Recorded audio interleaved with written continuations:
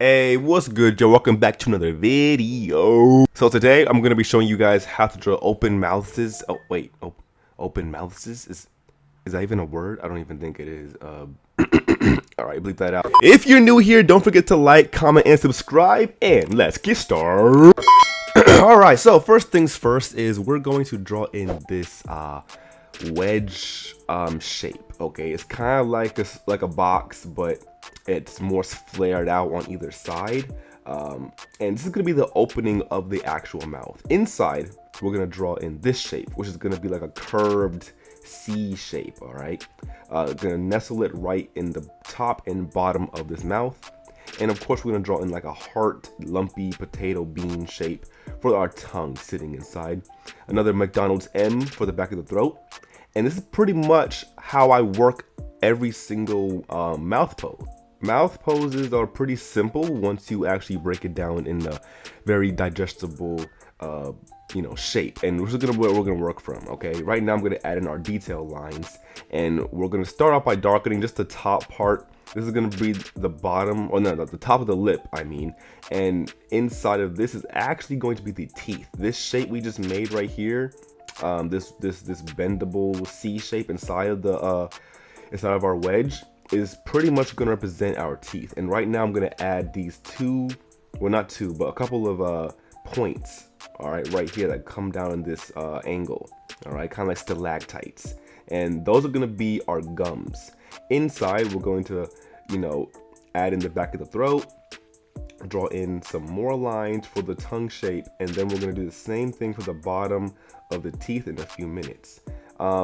And we're not going to actually break up every individual tooth, which is, I mean, you can do that depending on the character you're drawing or the style you're drawing in. We're going to keep it more of a cartoon style, but even though it's more stylized, this mouth shape is really it's pretty close to how real mouths work in real life. So this can work for realistic art too. But right now I'm going to add in our back mouth shading, and as you can see, this is pretty much what we come up with. All right, drawing mouths that are open is pretty difficult because it's kind of like a lot of things going on. We got the teeth, the tongue, the throat, the lips, the angle of the mouth. It's a lot to keep track of. But right now we're adding in the bottom of the lip and the top of the lip, and we're going to add some more broken up lines inside of this mouth. And this is going to pretty much represent our teeth structure. All right, I'm going to show you guys how the teeth look individually, but depending on the style, you might not show every single tooth. But this is pretty much what we work with, and this is how I draw mouths in almost every single angle. Right now, I'm going to show you guys how the mouth works in more of a 3/4 angle, like a side angle.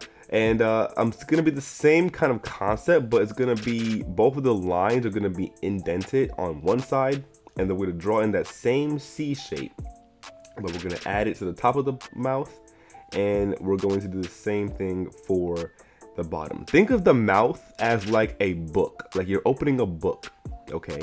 And each flap, the top part and the bottom part, it's going to be hollow inside, and then you can start drawing in that teeth shape that we have to guide you. And after that, you start adding in the rest of your details. And this is pretty much how I go about drawing mouths, at least from memory. All right, now these mouths I'm drawing right now, I'm not using any reference right now. I'm going off the dome. Okay, so if you actually practice this enough, you can start doing this from memory, and it won't even be too hard. Because the thing I like to show you guys when I'm doing tutorials is how to draw from memory, how to draw without references. But that does not mean you should neglect references at all. It should mean that you actually go online and look up pictures as well. And I'm going to show you that part in just a second. But right here, I'm doing the same method, but as you can see, it's just more of an angle. And these row of teeth that I'm doing, the reason why I do it in that singular wedge shape is pretty much to help guide me. But teeth are not even like this. What you do most of the time is, if you want to, you can just go in and start breaking up these teeth into different shapes so they can be different from each other. All right, But as you can see, just adding in this shape really helps. This is going to be the mouth from the side view, which is going to be a little bit simpler in my opinion. I think drawing mouths from the side is easier in my opinion, but we're going to have this shape like so. Following, it's going to be like we cut our wedge in half and we use one side of it, having the tongue inside, the teeth, lips on the bottom, and that's pretty much how I draw our mouth from the side angle. And you know, the more you practice this method, the easier it becomes later on. We can even, you know, think of it as if you're taking this wedge, duplicating it, and then flipping it on upside down. This is pretty much how we're gonna work with the mouth. Like when you open the mouth up, it's gonna have that simple shape involved. Okay, so that's pretty much the method that I use for you know, the mouth. When it comes to the teeth, you can see I'm drawing in like the teeth without the lips involved. It's gonna be like this magnet shape, all right, kind of like a telephone or something like that. I don't know, but it's kind of like a bended piece of wire or something. And that's pretty much how I think of the teeth when they're inside the mouth of this kind of like these two magnet shapes that are stacked on top of each other, and then I start individually cutting up the teeth into the shapes that we need. All right, now by the way, I think it's better if you actually look up how many teeth are in the human mouth. I just kind of winged it, but right now I'm gonna show you guys how I draw the mouth, you know, in different ways. And you can see once you get better, you can start playing around and getting better at stylizing it. But again, the best practice, in my opinion, the best way to practice drawing anything is to actually find references. And as you can see on these real references that I found, it's the same kind of method. I'm using that open angle, all right, that open mouth angle, adding the top lip, bottom lip, and you can see it's just gonna be like this this you know, triangular box shape that we open up into the mouth. It does take a little bit of time to use and learn, but the better you know, the more you do it, the better you get at it. But yeah, guys, that's pretty much how I do my mouths.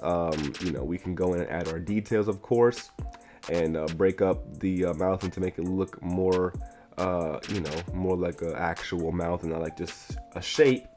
And that's pretty much how I go about it. You know, it's something that it takes a while to get used to, but once you get used to it, it becomes really easy and you can start doing it very fast and doesn't take you that much time to use, you know what I'm saying? So I strongly encourage you guys to get references, you know, draw over them, and then once you feel good drawing over your references, that's when you can go out and start doing it from memory. You know, that's just how you build up your visual library. All right, building up your visual library is very important when you're trying to draw characters from memory, trying to draw poses, anything you want. Pretty much learning how to draw from memory is a very strong skill, but it all starts from practicing with references first. References are there for you to practice. They're not for you to rely on, okay? That's why I strongly believe in that. If you rely on references, it's gonna make you a weaker artist. But if you use references to practice and then try to do it without references, that's how you become a stronger artist. That's how you improve better. But anyway, y'all, that is going to wrap it up for today's video. I hope you guys enjoyed. If you guys are interested, please leave a like and comment below for more video ideas. And of course, like I say, if you guys are also interested in longer form tutorials where there's no edits, no speeding, everything is done live and real time, check out the Patreon, because that's where I post real-time tutorials, you know what I'm saying, where you can get the full experience of how I draw it without any editing and nothing like that to disrupt. So yeah, guys, you can also request tutorials on Patreon as well. But anyway, y'all, that's gonna be it for today's video. I'll see you guys in the next one. Peace out.